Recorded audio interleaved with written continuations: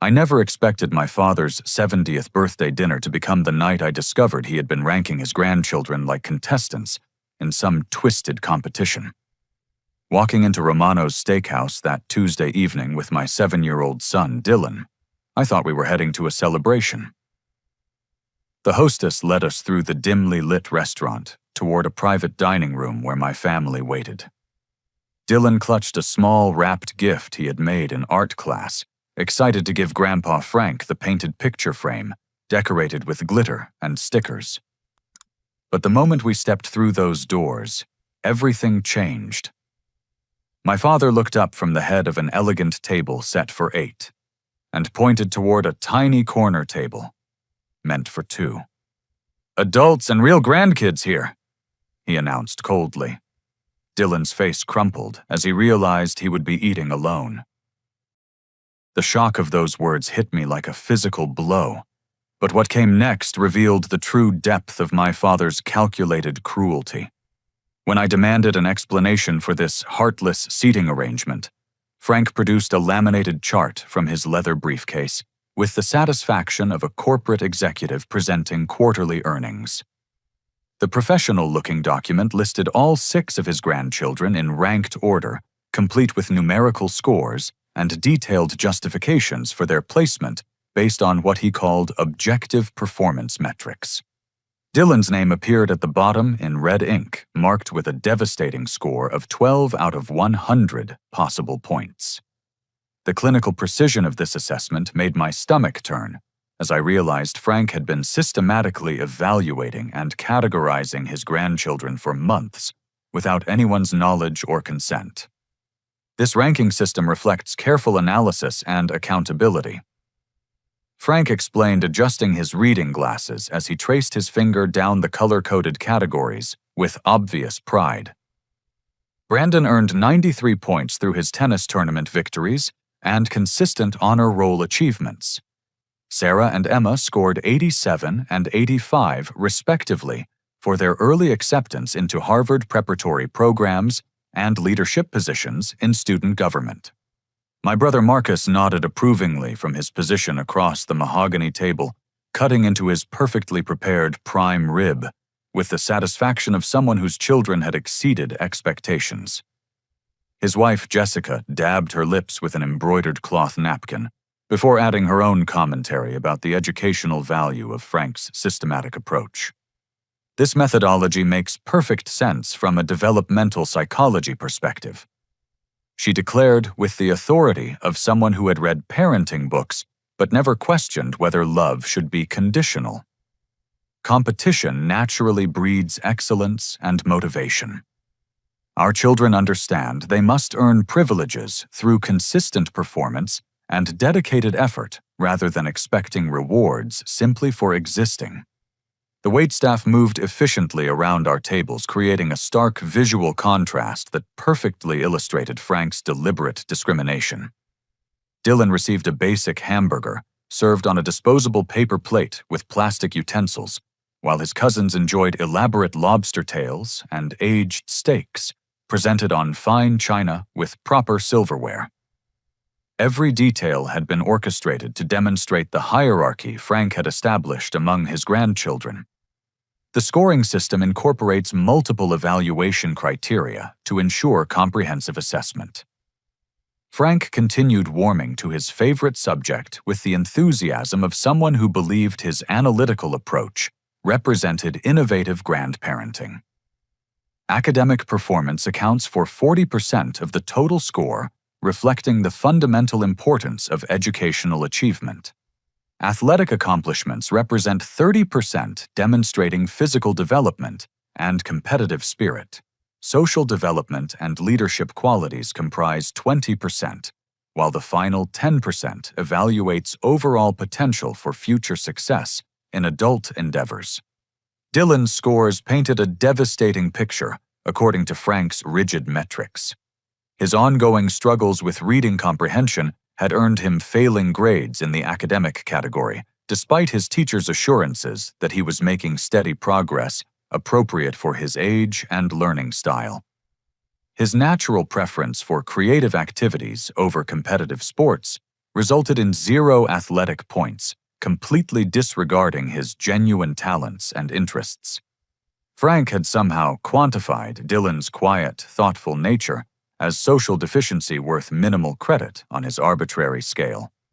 But the revelation that truly shocked me came when Frank announced this dinner represented merely the opening phase of his comprehensive motivational program, designed to help Dylan improve his family, standing through structured challenges and measurable objectives.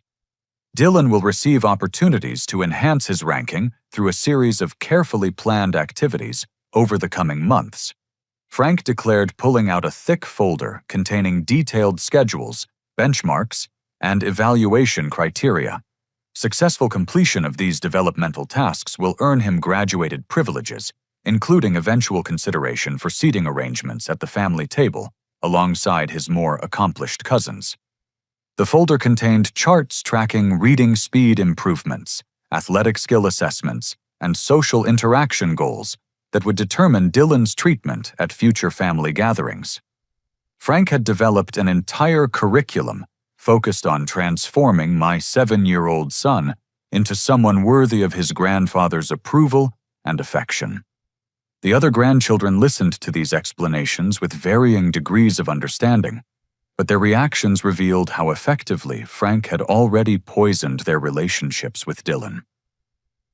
Brandon smirked with the superiority of someone who enjoyed his position at the top of an artificial hierarchy, while the twins whispered and giggled as they glanced toward Dylan's isolated corner. Even 9-year-old Tommy seemed to understand that his cousin occupied the lowest position in some important family ranking that determined how adults treated different children. This systematic approach eliminates favoritism and emotional bias. Frank concluded with the satisfied expression of someone who believed he had solved complex family dynamics through logical analysis.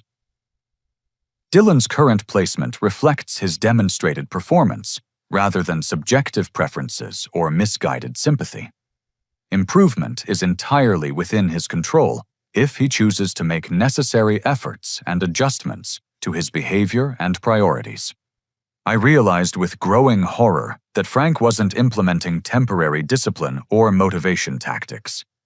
He had created a permanent caste system within our family that would follow these children throughout their development, shaping their relationships with each other and their understanding of how love and acceptance worked in the world. Sadhur Part 3. The psychological torture escalated rapidly as dinner progressed, and the other grandchildren began actively participating in Dylan's systematic humiliation under their grandfather's approving supervision. Brandon Marcus's 12-year-old son initiated the cruelty with calculated precision that revealed how thoroughly Frank had coached the children in their roles within his ranking system. "Look at the family reject sitting all by himself over there," Brandon announced loudly enough for nearby tables to hear, pointing dramatically at Dylan's isolated corner, while triggering waves of laughter from his younger cousins. Maybe if he wasn't so completely stupid and weird, Grandpa would actually let him sit with the real family members who matter. Instead of correcting this appalling behavior, Frank actually nodded with satisfaction, viewing the cruel commentary as evidence that his system was effectively teaching important life lessons about performance and consequences. His response revealed the depths of his psychological manipulation and complete disconnection from normal human empathy. Honest peer feedback provides valuable learning opportunities. Frank declared cutting into his expensive steak with deliberate precision while completely ignoring Dylan's visible distress. Protecting children from realistic assessments of their behavior and capabilities does them no favors in preparing for adult challenges and professional environments where mediocrity receives appropriate consequences. The twins, Sarah and Emma, joined the systematic bullying by making exaggerated sad faces and fake crying sounds whenever they glanced toward Dylan's table, mockingly imitating his emotional responses, while their parents watched with amused tolerance. Even 9-year-old Tommy participated by making faces and hand gestures designed to maximize Dylan's humiliation and isolation. When Dylan attempted to ignore the relentless taunting by focusing on his simple meal, Brandon escalated the harassment by throwing dinner rolls across the space between tables. Each piece of bread that bounced off Dylan's chair triggered fresh explosions of laughter from the other children, creating a feeding frenzy of cruelty that the adults not only permitted, but actively encouraged. Boys will be boys. Marcus chuckled when I shot him an expression of disbelief and anger. They're just engaging in natural childhood interactions and having harmless fun. Dylan needs to develop much thicker skin and better coping mechanisms if he expects to survive in the competitive real world, where feelings don't matter as much as results and performance. My sister Claire, who had remained uncomfortably silent throughout most of this systematic abuse, finally gathered enough courage to lean toward me with her smartphone displaying images that made my blood run cold with recognition and regret. Photo after photo revealed an established pattern of exclusion and discrimination that had been occurring for over a year, while I remained obliviously focused on work and personal responsibilities. This definitely isn't the first time Frank has implemented this system, Claire whispered urgently, scrolling through dozens of family gathering images that told a devastating story of systematic psychological abuse. He's been building toward this dinner for months, gradually increasing Dylan's isolation, while conditioning everyone else to view it as normal and justified. Christmas morning photographs showed Dylan opening his meager presents alone in a corner, while the other grandchildren formed joyful clusters around Frank's elaborate tree, sharing expensive gifts and creating memories from which Dylan was deliberately excluded. Family vacation pictures revealed group poses that consistently positioned Dylan standing awkwardly apart from his cousins, or completely absent from frame, despite being present at these supposedly inclusive gatherings. Frank has been documenting everything obsessively. Claire continued nodding toward Frank's leather portfolio that bulged with organized evidence of Dylan's perceived failures and behavioral inadequacies. Dad maintains detailed records of what he calls Dylan's incidents and developmental shortcomings. He's been systematically building a comprehensive case against your son for over 12 months. The restaurant manager approached our private dining room twice during this escalating nightmare, clearly concerned about the disturbance our family was creating and the obvious distress of a young child. Dylan's quiet sobbing had intensified to visible shaking, and other diners were beginning to stare through the glass doors at our supposedly celebratory gathering. Frank dismissed these professional interventions with practiced authority, presenting himself as a concerned grandfather, implementing necessary disciplinary measures for a challenging child who required structured consequences to develop appropriate behavior patterns. Children must learn that poor choices and insufficient effort produce natural consequences. He explained to the worried manager with the confident tone of someone accustomed to having his authority respected. This young man is experiencing the logical result of his own decisions and performance deficits. Sometimes temporary discomfort proves necessary for genuine growth and character development. The most devastating revelation came when Frank opened his leather portfolio and displayed page after page of handwritten documentation chronicling Dylan's perceived failures with the thoroughness of a clinical researcher studying human behavior. He had recorded every instance of Dylan's struggle with reading aloud during class, documented each missed goal in recreational soccer games, and somehow obtained copies of every school assignment that had received less than perfect grades. Maintaining comprehensive records allows for objective evaluation and progress tracking. Frank explained with the detached professionalism of someone completely disconnected from emotional reality. Subjective responses and parental bias cloud accurate judgment, but systematic data collection provides clarity about specific areas requiring targeted intervention and improvement strategies.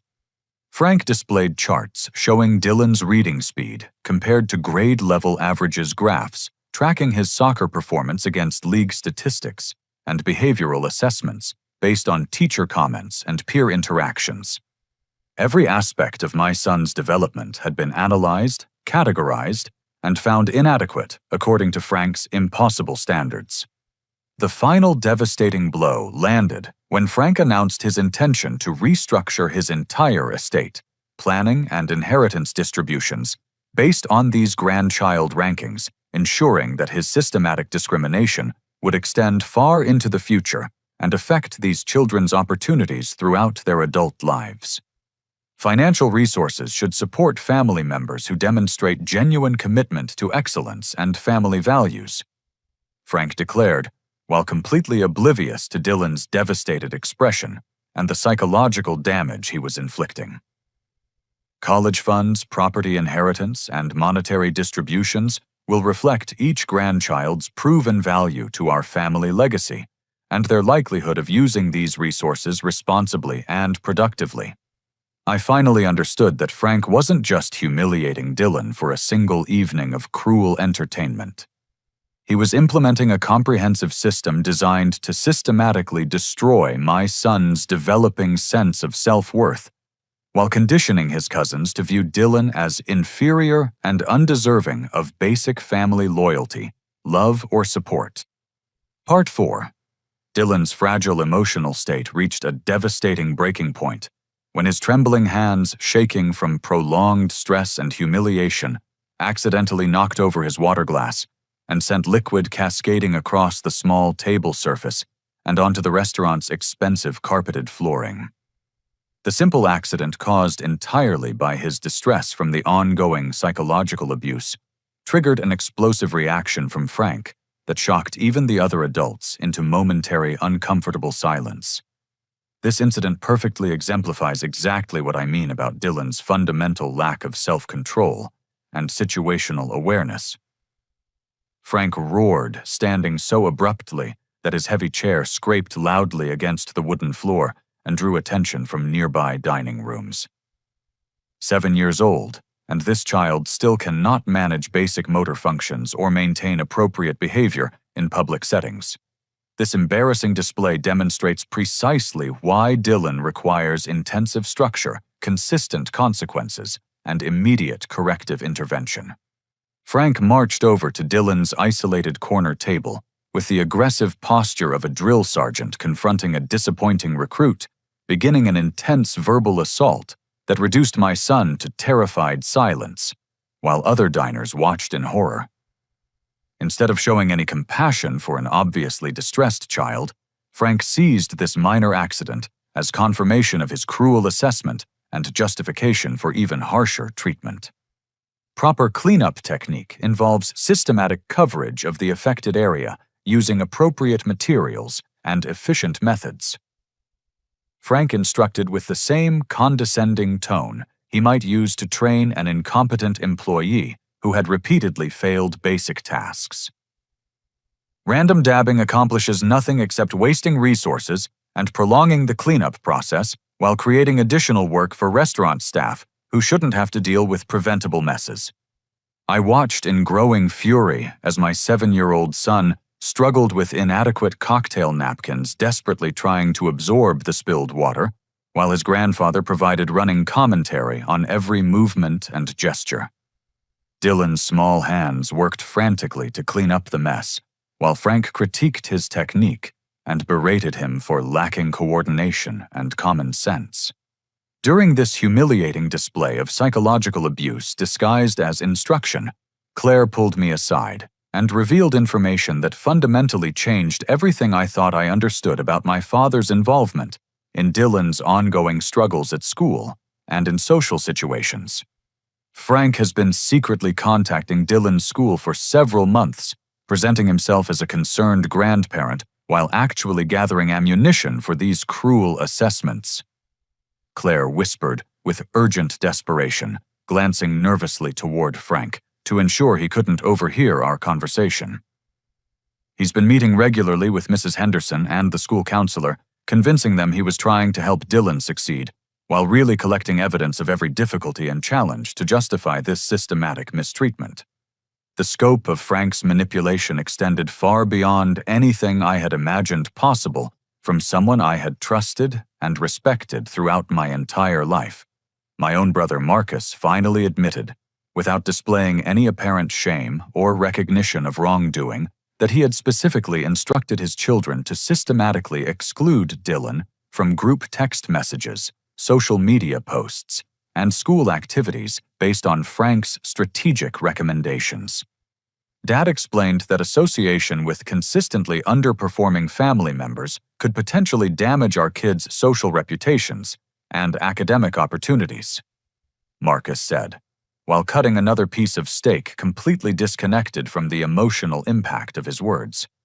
We have an obligation to protect our children's social standing and future prospects, even if that means making difficult decisions about family relationships and loyalties. Frank had been systematically coaching all the other grandchildren in sophisticated exclusion techniques, teaching them to view Dylan as a social and academic liability, rather than a family member deserving of basic loyalty support and inclusion. The cruelty I was witnessing wasn't spontaneous childhood meanness emerging from natural sibling rivalry, but carefully orchestrated psychological warfare designed and implemented by their own grandfather. The revelation that devastated me most completely came when Frank pulled out detailed hotel confirmation documents and outlined his plans to make this discriminatory ranking system a permanent fixture of all future family interactions and vacation experiences. Next month's family vacation to Myrtle Beach will provide excellent opportunities for continued evaluation and systematic assessment. Frank announced with obvious satisfaction, displaying printed reservations that revealed the full extent of his deliberate discrimination. Environmental factors significantly influence performance outcomes, so accommodation arrangements will reflect current rankings while providing motivation for improvement efforts. Frank had booked luxurious oceanfront suites with private balconies, room service access, and resort privileges for the highest-ranked grandchildren, while reserving a basic interior room with limited amenities for Dylan. The stark contrast in accommodations wasn't accidental oversight, but calculated psychological manipulation designed to ensure that even during supposedly enjoyable family vacations, the hierarchy would remain visible and constantly reinforced. Superior environmental conditions naturally motivate achievement and excellence, while substandard accommodations encourage sincere improvement efforts. Frank explained with the detached reasoning of someone who had completely lost touch with basic human decency and parental responsibility. Children respond positively to clear incentives and consequences that demonstrate the real-world relationship between performance and rewards. But the moment that finally shattered my last thread of patience and tolerance occurred when Frank retrieved his smartphone and began playing video footage he had secretly recorded throughout the entire evening. The clips showed Dylan's tears of confusion and pain, his desperate attempts to understand why his family was rejecting him, and his heartbreaking efforts to gain approval from relatives who had been systematically trained to withhold affection and acceptance. These video recordings will serve as valuable educational tools for future family development sessions. Frank announced with genuine satisfaction and pride in his technological documentation. Upcoming family gatherings will include structured review sessions, where Dylan can observe his behavioral patterns, recognize specific areas requiring modification, and develop concrete plans for meeting family expectations and standards. The realization that my father had been deliberately documenting and preserving my son's emotional pain for his own twisted entertainment and control filled me with a rage more intense than anything I had ever experienced in my adult life. Frank wasn't implementing misguided but well-intentioned discipline or motivation strategies. He was systematically destroying a vulnerable child's developing sense of self-worth, while creating permanent records of the psychological abuse for future manipulation and continued torment. Part 5. I made the crucial decision in that pivotal moment to completely stop fighting Frank's twisted system and instead focus entirely on protecting my son from further psychological damage. Without saying another word to the adults who had enabled and participated in this systematic abuse, I quietly stood up from my position at the main table and walked deliberately over to Dylan's isolated corner, where he sat alone and devastated. My son looked up at me with eyes red and swollen from crying, his small face reflecting confusion, pain, and desperate hope that someone might finally intervene on his behalf. In a voice barely above a whisper, he asked the question that will haunt me for the rest of my life, and fundamentally changed how I understood my responsibilities as his father. "Why doesn't Grandpa love me, Daddy?" The pure, innocent heartbreak contained in those 7 simple words crystallized everything I needed to understand about this nightmarish situation and my family's toxic dysfunction. Dylan wasn't failing Frank's elaborate system because he lacked inherent worth potential or capability. Frank's system had been deliberately designed to ensure Dylan's failure because it measured everything except the qualities that actually mattered in determining human value: kindness, creativity, empathy, resilience, and authentic character. I sat down beside my son in the uncomfortable chair at his tiny table and wrapped my arm around his thin shoulders, feeling him lean into me with desperate relief as he realized for the first time all evening that he wasn't completely alone in this room full of people who should have protected, loved, and supported him unconditionally. While maintaining a calm exterior that wouldn't escalate the already volatile situation, I began systematically documenting everything with my own smartphone, creating evidence that would prove crucial for the legal protections I was already planning to implement. I recorded Frank's continued cruel commentary about Dylan's failures and inadequacies, captured clear audio of the other children's systematic bullying and harassment, and filmed the stark visual contrast between Dylan's basic paper plate meal and the elaborate feast being enjoyed by his supposedly superior cousins. My phone buzzed insistently with incoming texts from Sarah Dylan's mother and my ex-wife, who had been desperately trying to reach me for the past hour. Her urgent messages revealed information that made Frank's behavior even more sinister and calculated than I had previously realized possible from someone I had once trusted and respected. "Call me immediately." Sarah's text read with obvious desperation and fear.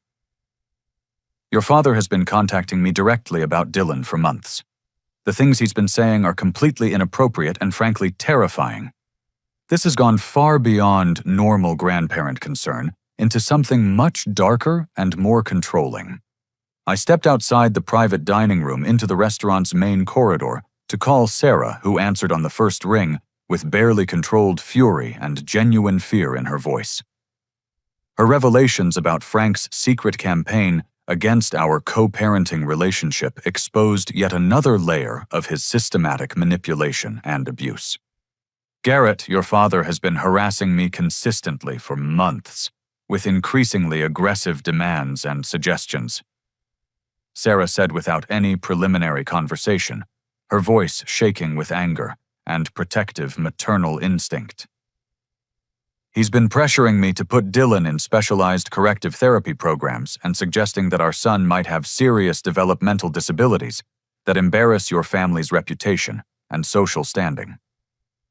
Sarah had been deliberately shielding me from Frank's direct attacks on our parenting decisions and Dylan's well-being, hoping to avoid creating additional family conflict while protecting our son from the stress of knowing his grandfather viewed him as fundamentally defective and problematic. Frank called me just last week to suggest that Dylan's reading struggles indicate much broader cognitive problems that require professional intervention. Sarah continued, her protective anger building with each revelation. "Your father actually had the audacity to ask me whether I had considered voluntarily giving up custody because Dylan's developmental issues were becoming too much trouble for everyone involved and might benefit from institutional care." The shocking revelation that Frank had been working systematically behind both parents' backs to undermine Dylan's relationship with his mother while simultaneously attacking me, demonstrated the calculated nature of his psychological campaign. This wasn't about motivation improvement or family harmony. Frank was implementing a deliberate strategy to isolate Dylan from every source of support, validation, and unconditional love in his young life. When I returned to the private dining room, I began strategically engaging other family members in seemingly casual conversations that gradually revealed the comprehensive scope of Frank's manipulative behavior and the extent to which fear had silenced potential allies who might have protected Dylan if they had possessed the courage to resist Frank's financial and emotional control. My Uncle Robert quietly confessed that Frank had been systematically pressuring him to exclude Dylan from his own children's birthday parties and social gatherings, claiming that Dylan's presence made other children uncomfortable and created unnecessary social complications that reflected poorly on our family's reputation within the community. "I've been feeling absolutely terrible about participating in this exclusion," Robert admitted, while glancing nervously toward Frank to ensure our conversation remained private. "But your father made it seem like including Dylan would actually be doing him a disservice by setting him up for social failure and embarrassment." Frank convinced me that protecting Dylan from situations where he might struggle was actually an act of kindness. My cousin Amanda revealed that Frank had explicitly threatened to withdraw his substantial financial contribution to her college education when she attempted to defend Dylan during a family barbecue the previous summer. His retaliation against anyone who questioned his treatment of Dylan was swift, decisive, and financially devastating for young adults who depended on his support for their educational and professional opportunities. Frank told me that genuine family loyalty meant supporting excellence and achievement rather than enabling mediocrity through misplaced sympathy, Amanda whispered, with obvious guilt and regret. "I stopped standing up for Dylan because I simply couldn't afford to lose Frank's financial support for my education. I knew it was wrong, but I felt trapped between protecting Dylan and protecting my own future." Each conversation revealed another carefully constructed layer of Frank's systematic campaign to isolate Dylan, while ensuring that other family members remained too frightened or financially dependent to risk intervention. He had created an intricate web of control that made resistance costly and dangerous for anyone who might have challenged his authority or questioned his methods. The most shocking discovery came when Amanda revealed that Frank had been meeting with Dylan's school counselor under completely false pretenses, claiming to have legal guardianship authority that allowed him to access confidential information about my son's emotional development, therapeutic needs, and psychological assessments. Frank told the counselor that you and Sarah had granted him educational decision-making authority because of your work schedules, Amanda explained, after overhearing a phone conversation during a school pickup. He convinced them that understanding Dylan's psychological weaknesses would allow for targeted intervention strategies designed to help him succeed academically and socially. Frank had been systematically exploiting professional therapeutic insights and confidential counseling session notes to inflict maximum psychological damage while maintaining the public appearance of concerned grandparent involvement in Dylan's educational development.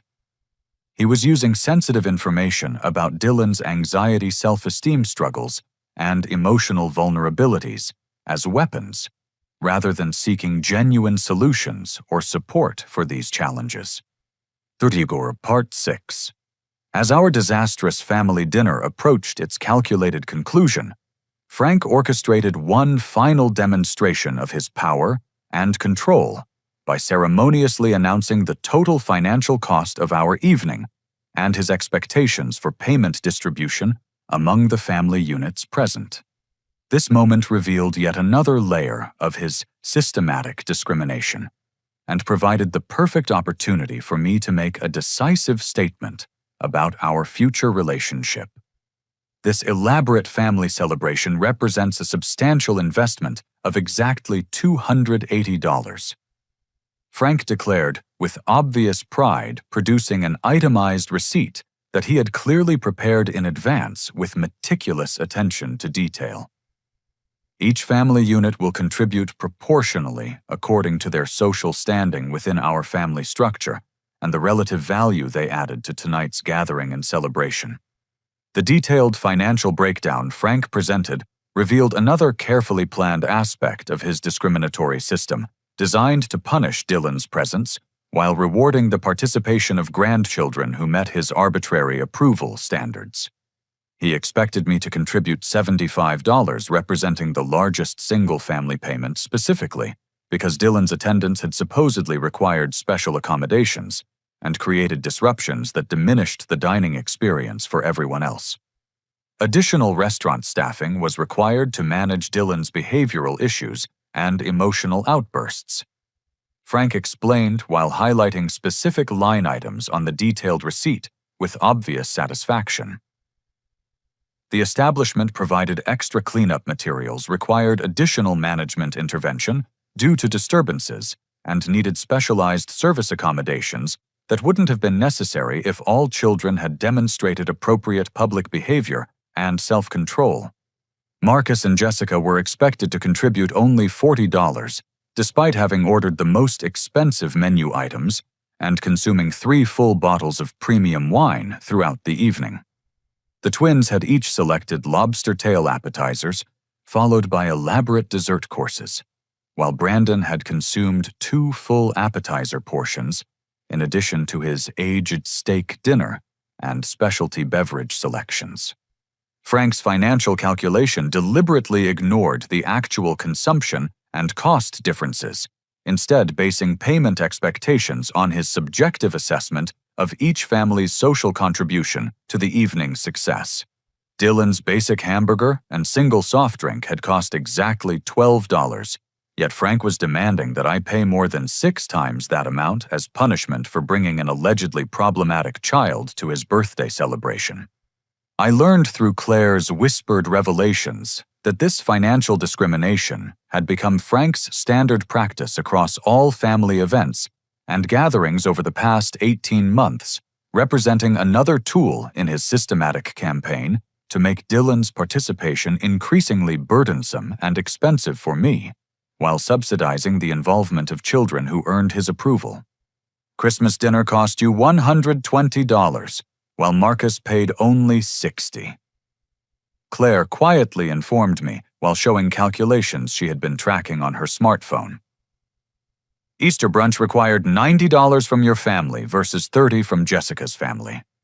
Every single gathering has been financially structured to make Dylan's presence expensive while rewarding the participation of his cousins. Frank had been implementing this discriminatory pricing system across birthday parties, holiday celebrations, and vacation activities using financial pressure as psychological manipulation designed to gradually discourage Dylan's attendance at family events. The strategy was particularly insidious because it created the appearance of fairness while actually penalizing my son for existing within his own family structure.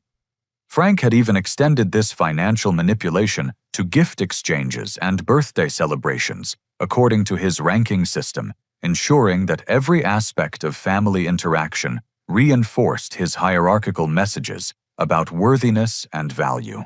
Top-performing grandchildren received substantial monetary gifts and elaborate presents purchased from expensive retailers, while Dylan consistently received token items from discount stores and clearance sections. Dylan needs to understand that privileges and generous treatment must be earned through consistent effort and measurable improvement. Frank had explained to questioning family members when they noticed the obvious disparities in gift value and thoughtfulness. Providing identical experiences regardless of individual performance teaches children that mediocrity and lack of effort are acceptable approaches to life and relationships. The spending disparities weren't accidental oversight or budget constraints, but carefully calculated psychological messaging designed to reinforce Frank's assessment of each grandchild's relative value and potential. Every birthday, every holiday, every celebration became an opportunity to demonstrate who deserved investment and attention, versus who required motivation through deliberate neglect. Marcus casually revealed during our payment discussion that Frank had recently funded his children's private tennis lessons, specialized academic tutoring, and elaborate European educational tour, while simultaneously claiming that his fixed retirement income made additional educational expenses completely impossible when I had requested help with Dylan's reading specialist. Dad believes in investing resources where they'll generate the highest returns, Marcus explained, without recognizing the cruelty of his words. Brandon and the twins demonstrate consistent achievement that justifies educational investments, while Dylan's performance suggests that additional tutoring might not produce meaningful improvements worth the financial expenditure.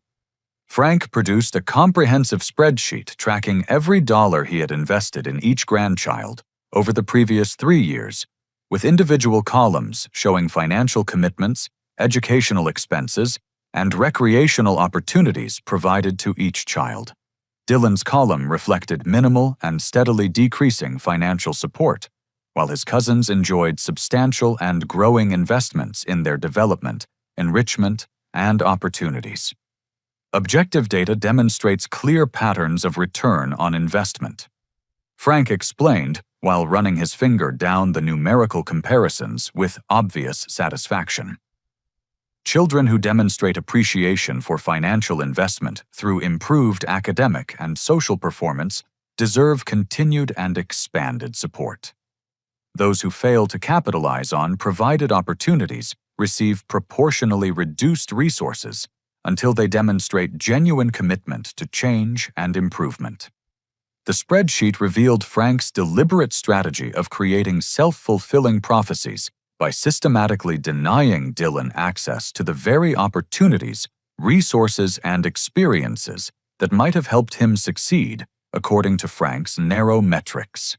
My son was being constantly criticized for lacking achievements that Frank had made impossible for him to obtain through his discriminatory resource allocation. But the revelation that finally pushed me beyond my tolerance threshold came when Robert quietly informed me that Frank had been secretly contacting my workplace supervisor to express concerns about Dylan's behavioral issues, reflecting poorly on my parenting abilities, professional judgment, and overall fitness for career advancement within my company. Frank suggested to your boss that family problems might be negatively affecting your job performance and decision-making capabilities, Robert whispered, while pretending to examine the dessert menu. He was hoping that external pressure from your employer would force you to be more strict with Dylan or seek professional help for what he characterized as serious behavioral and developmental problems requiring immediate intervention. Frank's manipulation extended far beyond family dynamics into every aspect of our lives as he worked systematically to isolate Dylan, not just within our extended family, but throughout our entire social, educational, and professional community. His goal was creating enough external pressure and criticism that I would eventually abandon my son's emotional needs and authentic development in favor of Frank's demands for conformity achievement and artificial behavioral modifications. Part 7. I reached into my wallet with deliberate calm and precision, counting out exact change while every person at both tables watched in confused silence, unable to comprehend that someone might actually resist Frank's financial manipulation and psychological control. $26 covered Dylan's basic hamburger, and my own completely untouched meal, perfectly representing every penny that Frank would ever receive from either of us for any purpose or occasion. I placed the carefully counted bills directly in the center of the main table, where Frank couldn't possibly miss them, ensuring that everyone present could witness my deliberate rejection of his discriminatory payment system and the psychological manipulation it represented. This amount represents every penny you'll ever receive from Dylan and me for any reason, I announced clearly and calmly, ensuring that every family member could hear and understand the finality of my decision. We're leaving this restaurant immediately, And this represents the last time you'll see either of us until you develop the capacity to understand that children deserve unconditional love, regardless of their test scores, athletic abilities, or performance on arbitrary evaluation systems. Frank's expression transformed dramatically from confident control and satisfaction to genuine shock and growing panic as he realized that I was completely serious about walking away from his financial demands, emotional manipulation, and systematic psychological abuse. The man who had spent the entire evening orchestrating Dylan's humiliation and demonstrating his power over family relationships suddenly found himself losing control of the situation he had so carefully created. I stood up from my position at Dylan's small table and began addressing the entire gathering with the calm authority of someone who had finally seen through years of manipulation, gaslighting, and psychological abuse disguised as family leadership and concern for children's development. Dylan demonstrates genuine kindness toward elderly neighbors who live alone on our street, helping them carry heavy groceries and spending time sitting with them when they feel lonely or forgotten. I began sharing specific examples of character and compassion that Frank's ranking system completely ignored, while highlighting the moral deficits of the grandchildren he claimed represented superior achievement and family values. He creates beautiful original artwork that he gives freely to classmates who seem sad left out or struggling with personal challenges, offering comfort and friendship without expecting recognition or reward. Dylan shows natural empathy and emotional intelligence that none of your supposedly high-achieving grandchildren have demonstrated during this entire evening of systematic cruelty and deliberate exclusion. Each specific example I shared revealed authentic qualities and character traits that Frank's narrow performance metrics failed to recognize or value, while simultaneously exposing the selfishness, entitlement, and casual cruelty that characterized the behavior of the grandchildren he had ranked as superior family members. Brandon had never shown genuine interest in helping others unless such assistance provided direct personal benefit or social recognition. The twins treated restaurant staff, store clerks, and service workers with casual disrespect, while expecting constant praise and admiration for meeting basic behavioral expectations. Tommy consistently followed his older cousin's example in excluding and mocking children who failed to meet their arbitrary social standards. Real success in life means raising children who genuinely care about other people's well-being and happiness, not raising children who compete for adult approval by systematically tearing down family members who don't fit artificial performance categories. I continued watching several adults shift uncomfortably as they recognized their own parenting failures, reflected in my words and observations. The restaurant's general manager materialized beside our table, having observed sufficient portions of the evening's events to understand that something deeply inappropriate and harmful had been occurring within his establishment.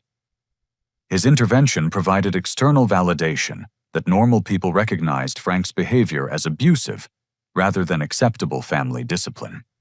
"Sir, I wanted to personally validate your parking for this evening," the manager said diplomatically, handing me a complimentary ticket, while looking directly at Dylan with genuine kindness and concern.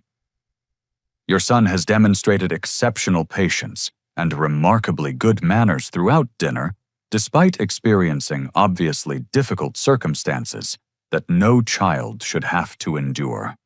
Other diners who had been observing our family's dysfunction began approaching as we prepared to leave, offering spontaneous support that provided a stark contrast to the rejection Dylan had experienced from his own relatives.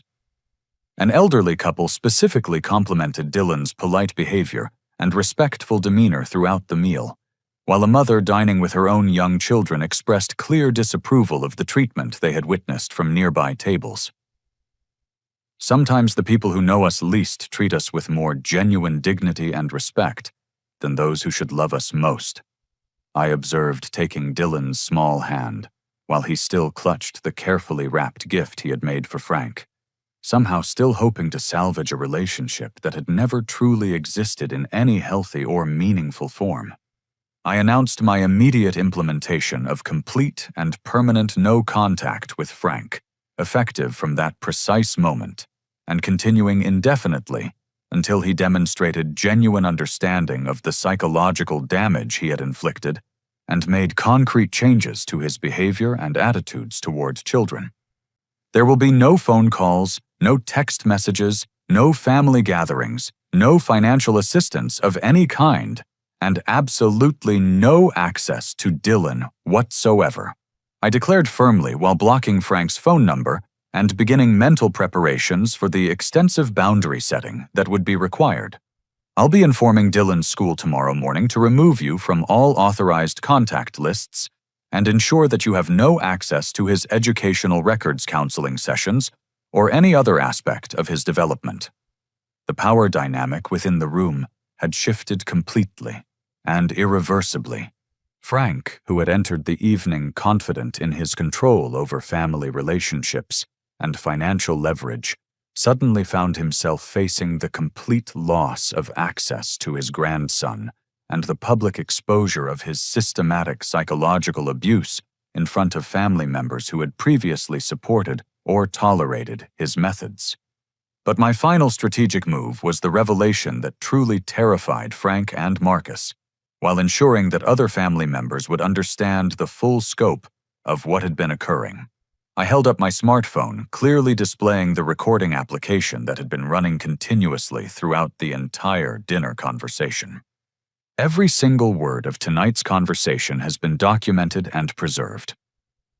I announced with calm determination.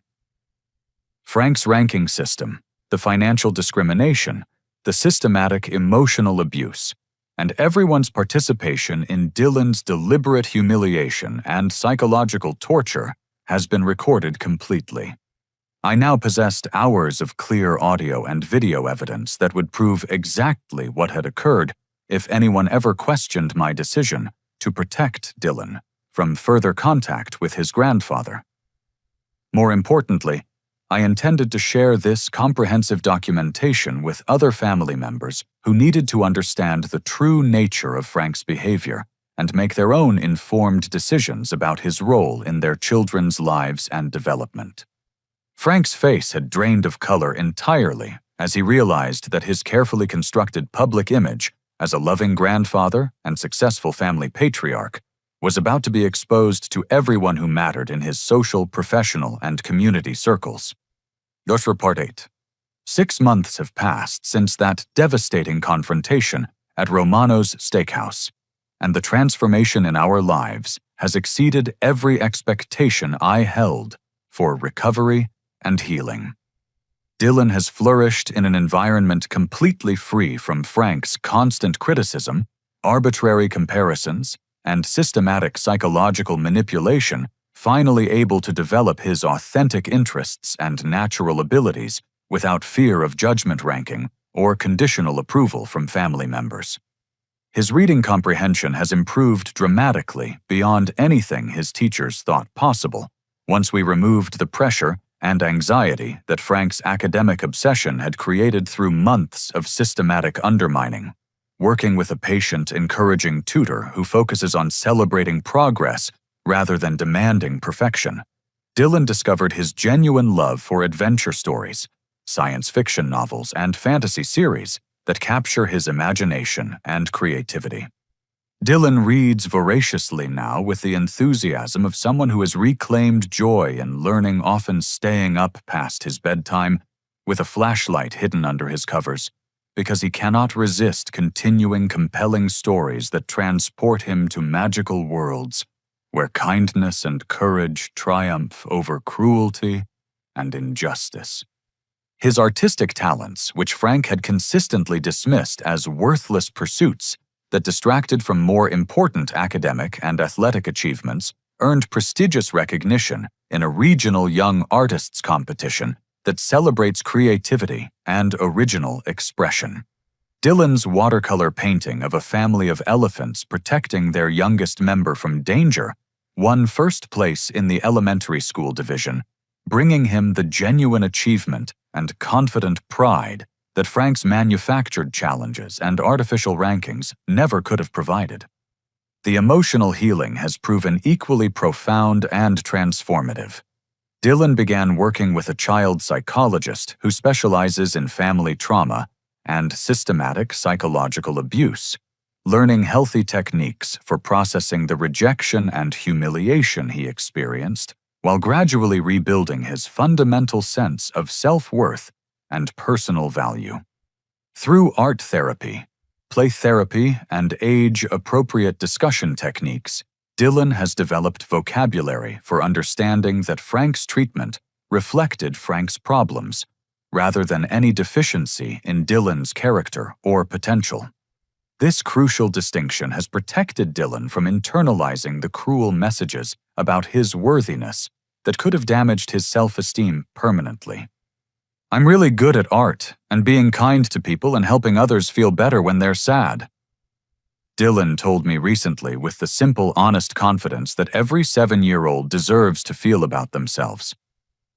"That's what makes me special and important, not getting perfect grades or winning trophies or being the best at everything like Grandpa Frank wanted."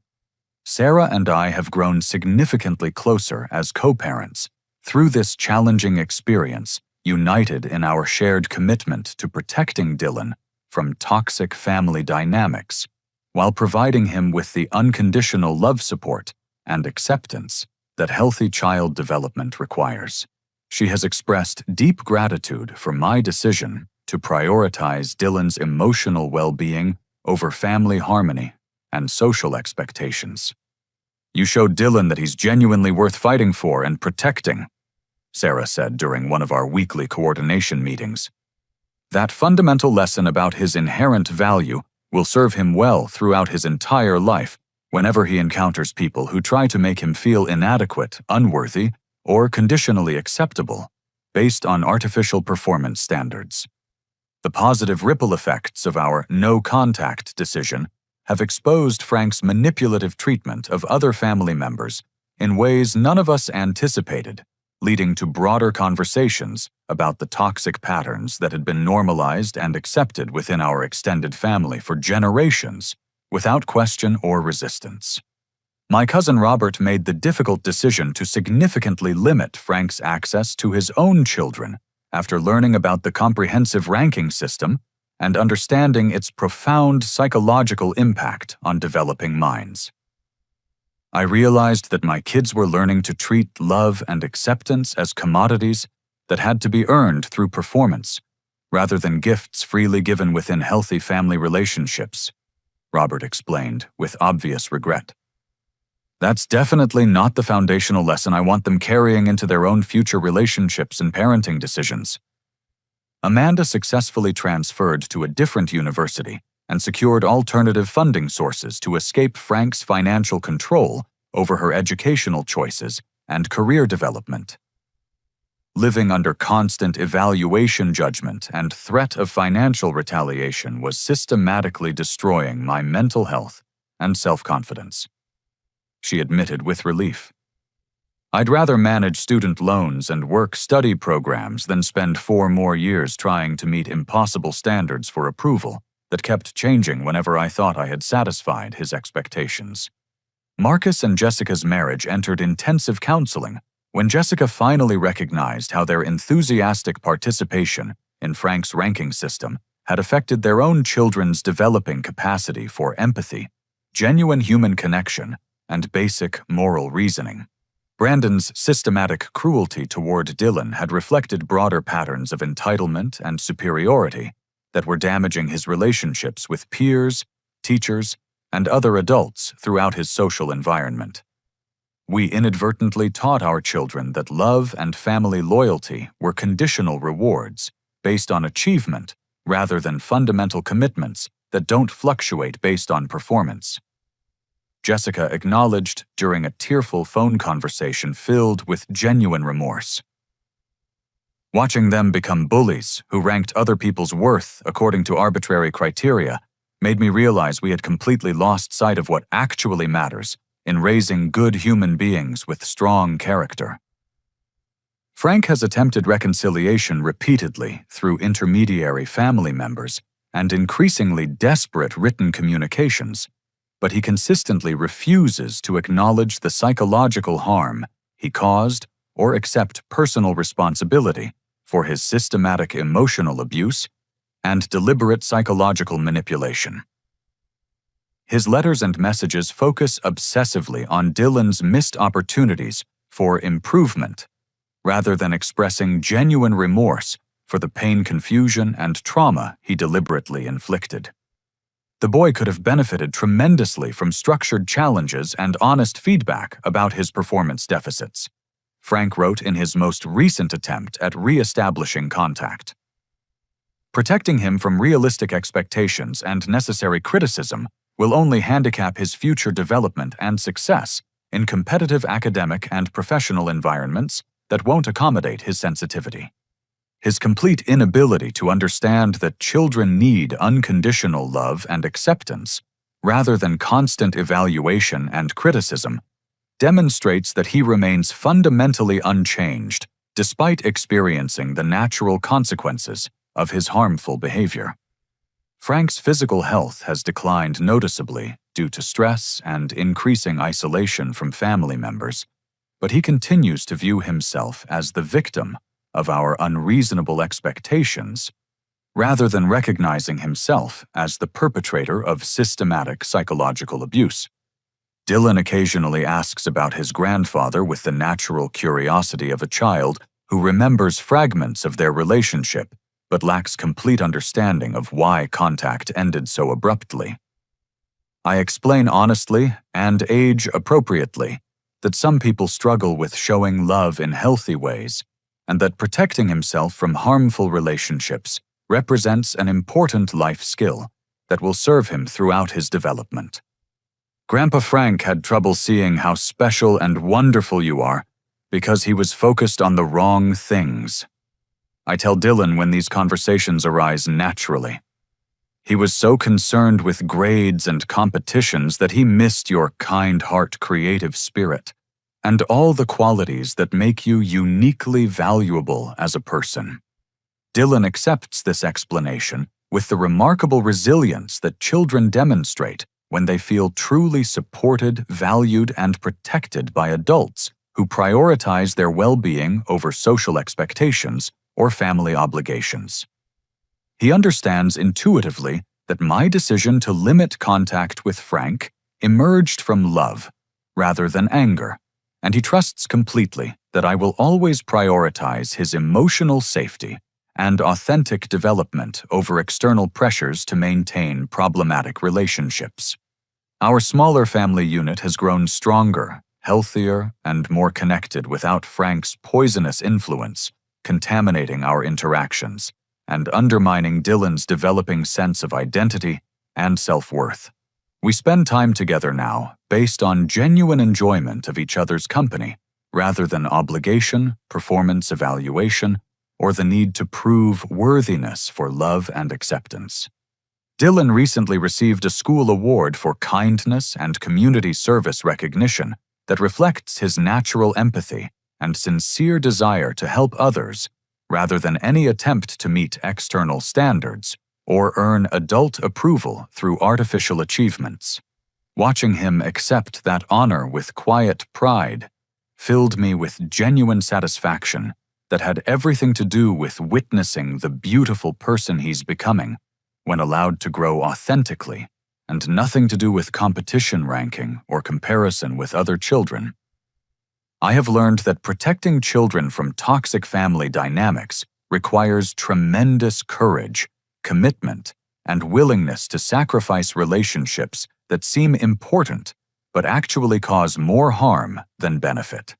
Breaking generational patterns of conditional love and emotional manipulation means accepting that some relationships cannot be salvaged without compromising our children's fundamental well-being and future emotional health. True family love means creating safe space for children to develop their authentic selves, explore their genuine interests, and build confidence through real accomplishments, rather than forcing them to conform to arbitrary standards of achievement or behavior that serve adult needs for control rather than children's needs for acceptance and support. Dylan's worth was never determined by Frank's elaborate ranking system, but by his inherent dignity as a unique human being, deserving of unconditional love, respect, and support, regardless of his academic performance, athletic ability, or social development compared to other children. Every child possesses intrinsic value that doesn't require justification through achievement or performance. The most crucial lesson from this painful but ultimately transformative experience is that sometimes the most genuinely loving action we can take involves walking away from people who refuse to change their harmful behavior, even when those people are family members we once respected, trusted, and wanted to please. Creating firm boundaries around toxic relationships teaches children that they deserve consistent kindness and respect throughout their lives. Dylan continues thriving in ways that Frank's system never could have fostered, developing authentic confidence through genuine achievement while maintaining the compassion, creativity, and emotional intelligence that make him uniquely himself. Our family has healed stronger and healthier without Frank's destructive influence, demonstrating clearly that love should inspire growth and authentic development rather than demand conformity to narrow definitions of success and worthiness. Have you ever faced the heartbreaking choice between maintaining family relationships and protecting someone you love from systematic emotional harm and psychological manipulation? What would you do if confronted with a situation where a family member was deliberately undermining a child's developing sense of self-worth through constant comparison, conditional approval, and systematic exclusion from family love and support? How do you balance loyalty to older family members with the responsibility to protect children from toxic dynamics that could affect their emotional development for years to come? I would genuinely love to hear your thoughts, experiences, and perspectives in the comments below. And if this story resonated with your own family experiences, or helped you recognize similar patterns in your relationships, please give it a like. And consider subscribing for more authentic stories about family dynamics, personal growth, and the courage required to break harmful generational patterns. Sharing this video might help other parents recognize warning signs of systematic emotional abuse and find the strength to prioritize their children's well-being over family expectations and social pressure to maintain relationships that cause more damage than healing. Thank you for listening to our journey with patience and understanding. And I sincerely hope that Dylan's story serves as a powerful reminder that every child deserves to feel valued, accepted, and loved for exactly who they are, rather than who others believe they should become to meet arbitrary standards of achievement and performance.